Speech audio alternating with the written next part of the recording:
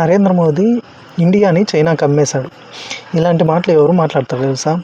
ఊర్లో ఖాళీగా బండల పైన కూర్చొని ముసలోళ్ళు, ఏమి తెలియక లోకజ్ఞానం లేని వాళ్ళు, తర్వాత 1వ తరగతి 2వ తరగతి పిల్లోళ్ళు, ఇలాంటి వాళ్ళు వాళ్ళకి పెద్దగా తెలియదు కాబట్టి అలాంటి వాళ్ళు ఇలాంటి మాటలు మాట్లాడతారనమాట. కానీ ఇక్కడ ఒకటి గుర్తుంచుకోవాల్సింది ఏమంటే, మీరు మర్చిపోయారేమో, ఇండియాలో ఒక మినిస్ట్రీ ఉంది, మినిస్ట్రీ ఆఫ్ ఎక్స్టర్నల్ అఫైర్స్ అని. దాంట్లో 5400 మంది దాకా గవర్నమెంట్ ఎంప్లాయీస్ పనిచేస్తున్నారు మినిస్ట్రీ ఆఫ్ ఎక్స్టర్నల్ అఫైర్స్లో. యాన్యువల్గా దాని budget nearly 2.4 billion, nearly around ఒక దేశపు యొక్క వాణిజ్యం 2 దేశాల మధ్య ఎంత జరుగుతుందో అంత బడ్జెట్ తో రన్ అవుతుంది మినిస్ట్రీ ఆఫ్ ఎక్స్టర్నల్ అఫైర్స్. వీళ్ళు చేసే పని ఏం తెలుసా? 2 దేశాల మధ్య, డిఫరెంట్ దేశాల మధ్య డిప్లొమసీ ద్వారా ఏ దేశానికి ఏం అమ్మాలా, ఏం కొనాలా, తర్వాత మన వాళ్ళు అక్కడ ఎంబసీల్లో వాళ్ళకి వీసా అప్లికేషన్స్, ఇలాగా ఇంటర్నేషనల్ అఫైర్స్ అన్నీ కంట్రోల్ చేస్తారు వాళ్ళు. ఎవరు? మినిస్ట్రీ ఆఫ్ ఎక్స్టర్నల్ అఫైర్స్ వాళ్ళు. వాళ్ళ పనే అది. ఇలాంటివి ఏం తెలియకుండా నరేంద్ర మోడీ ఇండియాని చైనాకి అమ్మేశాడు, లేదా యూఎస్ఏ దగ్గర తల ఉంచుకున్నాడు, ఇలాంటి మాటలు మాట్లాడేది ఎవరు తెలుసా? చదువు రాని వాళ్ళు అనమాట. ఒకసారి మనం చూస్తే చైనాతో ఇండియా రిలేషన్స్, యూఎస్ఏతో ఇండియా రిలేషన్స్ 2 ఆర్ డిఫరెంట్ అనమాట. మనం చూస్తే యూఎస్ఏతో ఇండియా రిలేషన్స్, చైనాతో ఇండియా రిలేషన్స్ 2 ఆర్ డిఫరెంట్. ఎలా డిఫరెంట్ అంటే, మనం యూఎస్ఏతో చేసేది, మనం ఎక్స్పోర్ట్ చేస్తాం యూఎస్ఏకి మన గూడ్స్. ఇక్కడ నుంచి, ఇండియా నుంచి యూఎస్ఏకి గూడ్స్ వెళ్తాయి. అదే చైనా పరంగా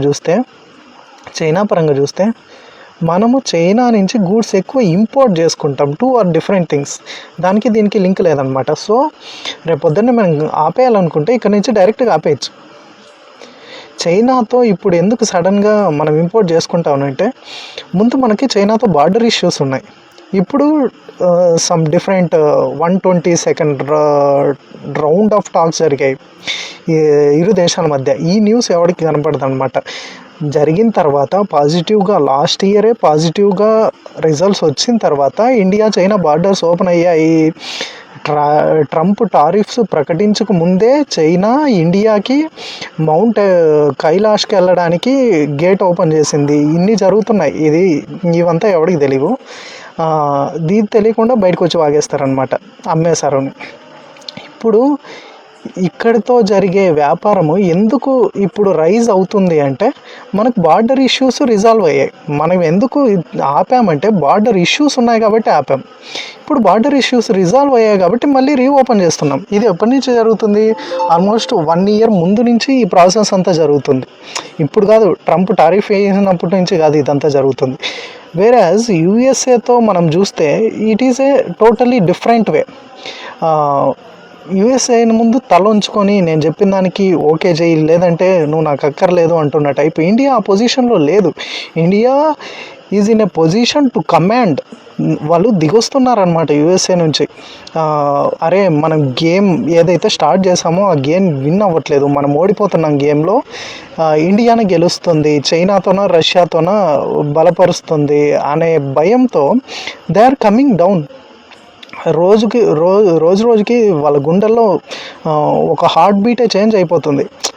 we are getting ignored towards the world అని. వరల్డ్ అంతా ఒక వైపుకు మూవ్ అయిపోతుంది, మనం ఇగ్నోర్ చేయబడుతున్నామని. ఇండియా ఆ పొజిషన్లో లేదు. India is a position to strongly command చేసే పొజిషన్లో ఉంది. ఇది ఎలా చెప్పచ్చు అంటే, ఎస్సీఓ సమ్మిట్ రీసెంట్గా జరిగిన దాంట్లో మనం చెప్పచ్చు అనమాట ఎలా ఇండియా పొజిషన్ ఉంది అని. Russian president, China president, India prime minister ముగ్గురు కలిసినప్పుడు ఎలా ఉన్నిందో దాన్ని బట్టి చెప్పచ్చు ఇండియా పొజిషన్ ఏంటి అని. ఇండియన్ డిప్లొమాట్స్ చేసే గొప్ప పని ఏం తెలుసా? ఒకవైపు నుంచి రష్యా ఇండియా రిలేషన్స్ బలపరుస్తున్నారు, ఇంకో వైపు నుంచి యూఎస్ఏతో బలపరుస్తున్నారు. ఈ రెండింటిని బ్యాలెన్స్ చేస్తున్నారు. దీంతో పాటు చైనాతో బ్యాలెన్స్ చేస్తున్నారు. ఈ 3 జరుగుతున్నా కూడా ఇంకో గ్రూప్ను కూడా మనం మేనేజ్ చేస్తున్నాం, నాన్ అలైన్డ్ అనమాట. ఇవి ఏ వైపు వెస్ట్రన్ వరల్డ్, ఈస్టర్న్ వరల్డ్ అని ఉండవు అనమాట. ఇవి non aligned. For example some sort of Japan, ఇలాంటి కంట్రీస్ అనమాట.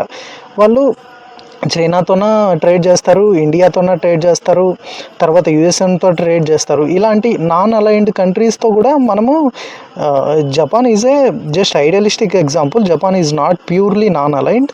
మనం ఎగ్జాంపుల్ కోసం ఇలాగా నాన్ అలైన్డ్గా కొన్ని కంట్రీస్ ఉన్నాయి. వాటితో కూడా ఇండియన్ డిప్లొమాట్స్ అనేవాళ్ళు ఇంత కష్టపడి చేస్తున్నారు. ఇది ఎవరికీ కనపడదు అనమాట.